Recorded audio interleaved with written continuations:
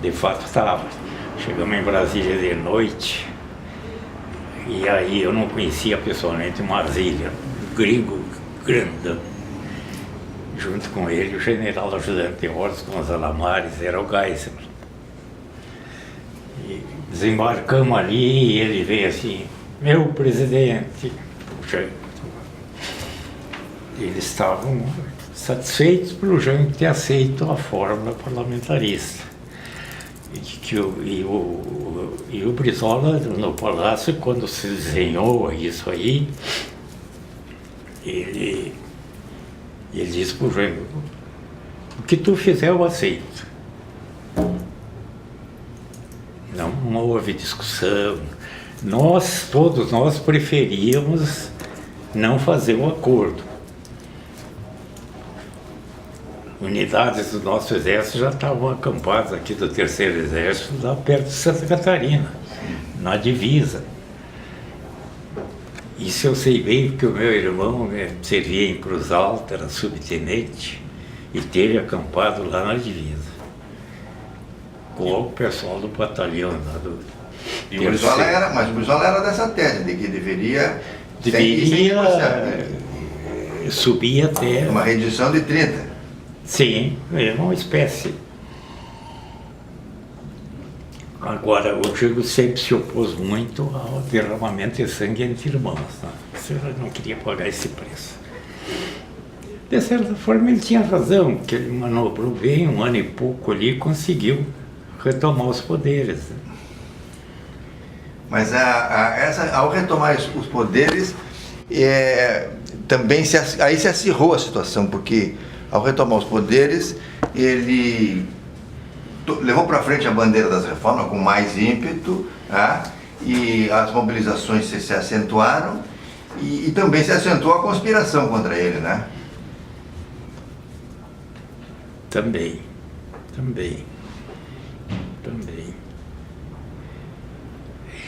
A história é assim, ela é... E a política, principalmente, não só é caprichosa, como é madraça, né? Uma coisa que, por exemplo, os autênticos, aquele grupo do qual o Brizola influía muito, aquele grupo apertou muito o Jango, né? Aquele grupo pressionando pelas reformas, pressionavam até por um fechamento do Congresso. Sim, mas minoritários no Congresso, esse que é o problema, né? Fosse um grupo majoritário, mas era um grupo minoritário. Grupo minoritário. Essas pressões levaram o Jango ao comício do 13 de março. Que foi um momento assim onde foi um divisor de águas ali, né? Foi um divisor. E a gente sabia dos riscos, né? E o dia 24 de fevereiro de 64, eu fui atrás do Jango. Naquele tempo o telefone era muito... Ele estava no Palácio de Verão, lá no Palácio Rio Negro, lá em Petrópolis. O Getúlio gostava de parar lá. São 2 blocos iguais, né? 2 blocos. Aí eu cheguei na portaria do primeiro bloco. Não entrava. Não tinha maneira. Só entrava lá com autorização, quem tinha audiência marcada. Eu não tinha, Eu fiquei ali uma meia hora ali de molho, não passava, não tinha jeito. Nisto, chega o Ney Galvão, que era o ministro da Fazenda. O prefeito está fazendo aqui? Ele disse: olha, eu vim de Impero. Vamos entrar. Já se abriu, já se foi. Era ministro da Fazenda. E aí entrei com ele. Então, subimos lá na antessala do gabinete. Aí abriu-se lá a porta, saiu um grupo, era uma comissão do Vale do Rio Doce, e o Jango veio à porta e me viu e disse assim: oi, o que está fazendo aqui? Ele disse: desculpa, presidente, eu não tinha como marcar. Mas então vai ter que me esperar, porque agora tem um despacho aqui com o ministro. Claro. Aí ele fiquei ali uma meia hora, 40 minutos, despachando com o ministro da Fazenda. Aí ele saiu e me disse, espera aí. E eu pela janela ouvi ele passar lá, ele foi para o outro prédio. Mas em seguida veio o Azambuja, que era major, era daqui, casado com a filha do Paulino de Vargas Vares. E eles me acompanham. Eu fui para lá, o Jânio já estava sem casar. Aí era meio-dia, almoçamos, conversamos até às 6 da tarde. E lá pelas tantas eu disse, pois olha, presidente, nós estamos muito preocupados lá com algumas atividades. Por exemplo, o capitão Quadros casou com uma filha do tio Baldo Neumann. Servia aqui na DI, morava na Duque. E à noite aperta a campainha, ele abre a porta, o general Dalberto, a paisana, comandante da DI. Aquela história, eu vim aqui fazer uma visita ao capitão, meu subordinado, nós temos que tomar uma atitude, o país está no caminho do comunismo, nossa obrigação é salvar o país, que fez aquela coisa toda. De forma que a gente tinha assim, sinais claros, né? Mas na verdade não se dava muita importância a isso, não se acreditava. Havia uma certa preocupação, mas não chegava a ser uma coisa... Sim, claro, claro. Tanto que no dia 31, a coisa já rolando e ainda aqui não se acreditava. Não, era o meu aniversário, né? Então o pessoal da prefeitura mexia muito com o Nicolas Falsi, era o meu diretor da limpeza pública, que ele organizou. Então a gente dizia que tinha carne para 100 pessoas e lá tinha 500. Não era para mexer com ele, né? Mas nós estávamos lá no Grêmio Náutico Gaúcho, ali, quem vai para Teresópolis, naquela... Quando 10h30 da noite, eu recém tinha começado o churrasco, meio verão, né? Contursi me chamou, disse que tinha iniciado a marcha de tropas de Minas Gerais. Foi por isso que a prefeitura funcionou desde, porque estava todo mundo ali, tinha 500 pessoas. Estavam todos os secretários, os chefes de departamento, estava todo mundo lá. E eu suspendi o churrasco na hora e vamos para a prefeitura, iluminamos tudo. Por isso que funcionou a pleno desde sair, que nós estávamos todos reunidos.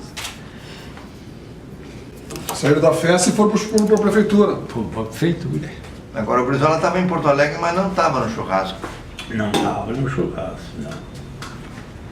Ele normalmente naquele dia, era uma terça-feira, naquele dia ele iria para o Rio, mas ele não foi. Ficou aqui. Não, ele ficou aqui, nós falamos com ele. E ele estava com uma ideia, ia se apresentar na Assembleia, porque ele era deputado federal. E eu disse para ele, olha, a raivosidade é tão grande que não deve fazer isso. Mas por quê? Sou deputado, eu sei, deputado. Eles vão, Solano Borges era o presidente da Assembleia. Eles vão mudar a Assembleia para o Teatro São Pedro, simbolicamente, e vão aniquilar. E o Argentino foi da mesma opinião, o velho Caruso. Aí o Brizola resolveu não fazer isso. Qual é a intenção de se apresentar na Assembleia? Qual é o sentido dele se apresentar na Assembleia? A segurança pessoal, ele era deputado, tinha que ser recebido lá e tinha que ser. Não tinha disso, não tinha. Isso no dia primeiro já? Isso em que momento? Não, logo depois que o Jango viajou. Né? Logo depois que o Jango viajou. Naquela tarde, o Jango saiu às 11h30, meio-dia. Sim.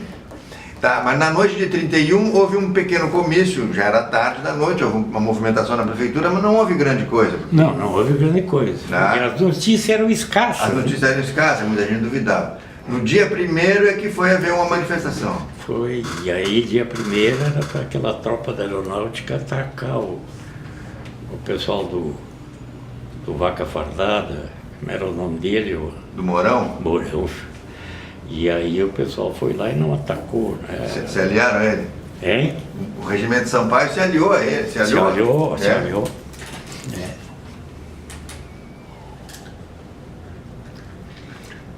Isso vinha sendo costurado até porque nós temos que entender o seguinte: 64 não nasceu em 64. Sim. Nasceu em 54. Depois houve o 11 de novembro do lote. E depois a legalidade. Sim. E aquele pessoal nunca se conformou. Com 54, o velho deu um tiro no peito, eles se esconderam que nem tatu, entraram na toca, ficaram quietinhos, o povo nas ruas, né? 61, o Lott botou os tanques e Posse o eleito. Porque o Lacerda tinha levantado a tese que o Juscelino não podia assumir. Por quê?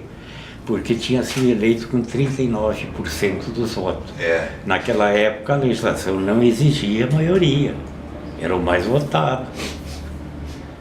Ele fez 39, o Juarez Távora fez 30 por aí, 29, e tinha mais outros candidatos, né?